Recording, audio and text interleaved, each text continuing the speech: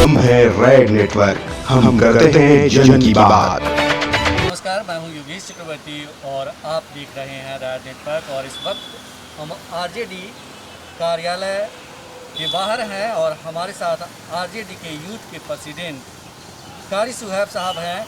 आइए उनसे बात करते हैं कि राजनीतिक गलियारों में क्या कुछ खिचड़ी पक रही है। अभी कारी सुहैब साहब, चुनाव को लेकर क्या तैयारी है? पूरी तैयारी है। वैसे तो राष्ट्रीय जनता दल लगातार, चाहे वो कोरोना काल हो या बाढ़ का प्रकोप हो, हमारा दल राजनीति को सेवा का माध्यम समझता है और हमारा दल लगातार लोगों की सेवा में लगा हुआ है।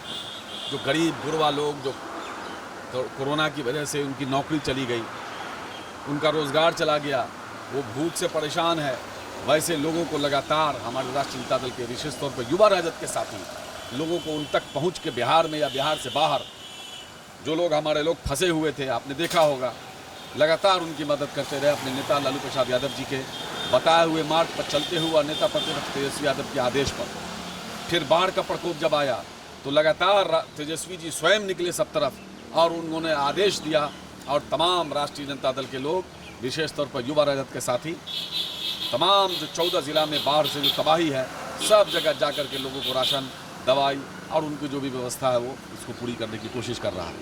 लेकिन दूसरी तरफ नीतीश कुमार जी जो लगातार सिर्फ चुनावी मूड में हैं, जो जनता का जो पैसा कोरोना के नाम पर गया, ख़ासतौर से राष्ट्रीय जनता दल के एमएलए और एमएलसी ने सैकड़ों करोड़ रुपया देने का काम किया कोरोना के लिए मुख्यमंत्री फंड में। लेकिन क्या किया, उस पैसे से नीतीश कुमार जी चुनाव की तैयारी कर रहे हैं और लोगों को ऐड देने का काम कर रहे हैं, विज्ञापन देने का काम कर रहे हैं, टीवियों में और पेपरों में विज्ञापन देने का काम कर रहे हैं।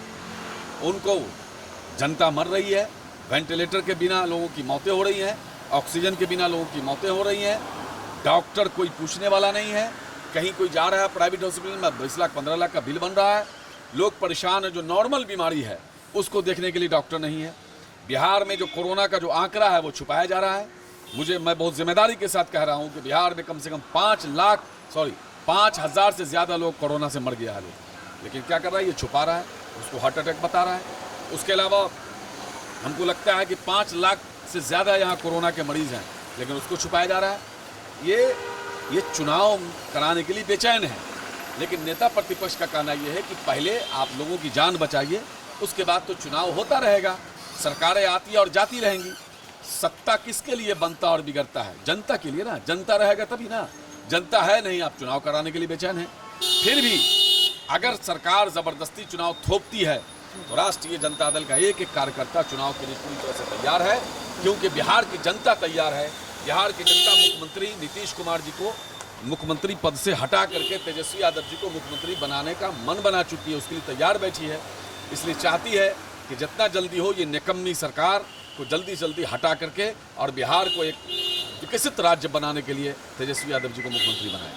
खबर है कि जेडीयू में आप लोग जो है बड़ी सेंध लगाने वाले हैं और जल्दी खबर ये सामने आने वाली है। क्या सचमुच ऐसा है कि जेडीयू में भगदड़ मची है?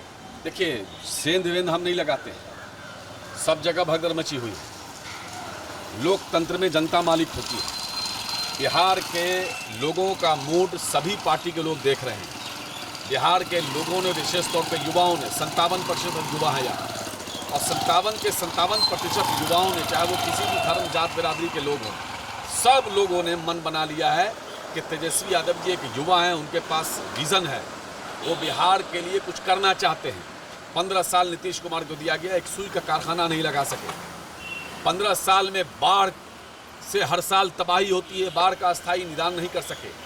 15 साल में स्वास्थ्य व्यवस्था को ठीक नहीं कर सके, ठीक नहीं बल्कि 1% भी बेहतर नहीं कर सके, बल्कि और ख़राब कर दिया। पहले जो स्वास्थ्य व्यवस्था थी उससे भी बदतर से बदतर हो गई है। अब ये बताइए कि वैसे हालात में आज का युवा ये देख रहा है कि जब मेरे माता पिता को जब डॉक्टर को दिखाना होता है तो हमको दिल्ली जाना पड़ता है, लेकिन तेजस्वी यादव जी जब यहाँ मुख्यमंत्री बनेंगे तो बिहार में वैसी व्यवस्था होगी कि दिल्ली नहीं जाना होगा।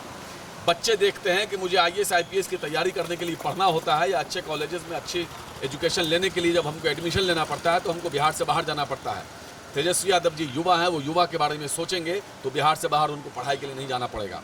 तो युवा सोचता है कि हमको जब रोज़गार के लिए नौकरी चाहिए, 2 पैसा चाहिए, तो हमको बिहार से बाहर जाना पड़ता है। पढ़ लिख करके भी हम यहाँ बेकार हैं।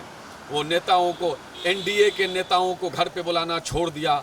नीतीश कुमार जैसे नेताओं को, नीतीश कुमार और सुशील मोदी जैसे नेताओं को घर पे बुलाना छोड़ दिया, और सांप को भी दूध पिलाना छोड़ दिया।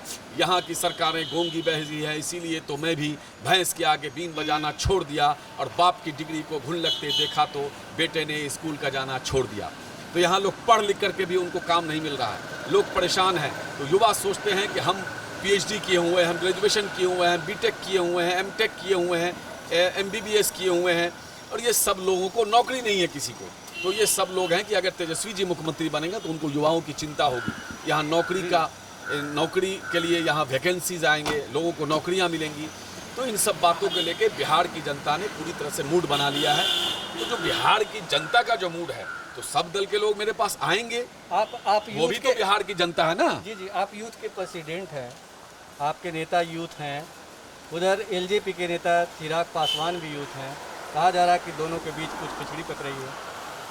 नहीं, कोई खिचड़ी उचड़ी हमारे यहाँ नहीं बनती है। हमारे यहाँ सीधा एकदम बिहार की जनता के लिए क्या बनना चाहिए बस वही बनता है। चिराग जी क्या बोल रहे हैं, नहीं बोल रहे हैं, उससे हमको मतलब नहीं है। चिराग जी भी देख रहे हैं, बिहार के मूड को देख रहे हैं, वो समझ गए। आप तो जानते हैं रामविलास जी के बारे में सब लोग जानता है, मौसम वैज्ञानिक हैं। तो वो देख रहे हैं कि बिहार की जनता पूरी तरह से मूड बना चुकी है तेजस्वी जी को मुख्यमंत्री बनाने की। और जो बिहार की जनता बोल रही है, जो तेजस्वी जी लगातार बोल रहे हैं, वही बात चिराग जी भी बोल रहे हैं। चलिए, मैं उनको धन्यवाद देता हूं, कम से कम बिहार की हकीकत वो स्वीकार कर रहे हैं कि नीतीश कुमार को बिहार की जनता ने नकार दिया है। वही बात तो वो भी कह रहे हैं कि बिहार की जनता नीतीश कुमार जी को मुख्यमंत्री देखना नहीं पसंद कर रही है। लेकिन बिहार की जनता ने जो तय किया है तेजस्वी जी को मुख्यमंत्री बनाने के लिए, उसमें सब लोग समझ रहे हैं, तो सब लोग बोल रहे हैं, बिहार की हकीकत को बोल रहे हैं। चाहे वो किसी, अब तो सत्ता पक्ष के लोग बोल रहे हैं, तो ये आप समझ सकते हैं। बाढ़, कोरोना और जिस तरह से भ्रष्टाचार की बातें आप लोग उठाते रहे हैं कि कई तरह के घोटाले हुए हैं बिहार में, उजागर नहीं होने दिए गए। क्या लगता है इन सब तमाम चीज़ों का फ़ायदा आने वाले चुनाव में आरजेडी को मिलेगा और तेजस्वी यादव बिहार के अगले मुख्यमंत्री बनेंगे?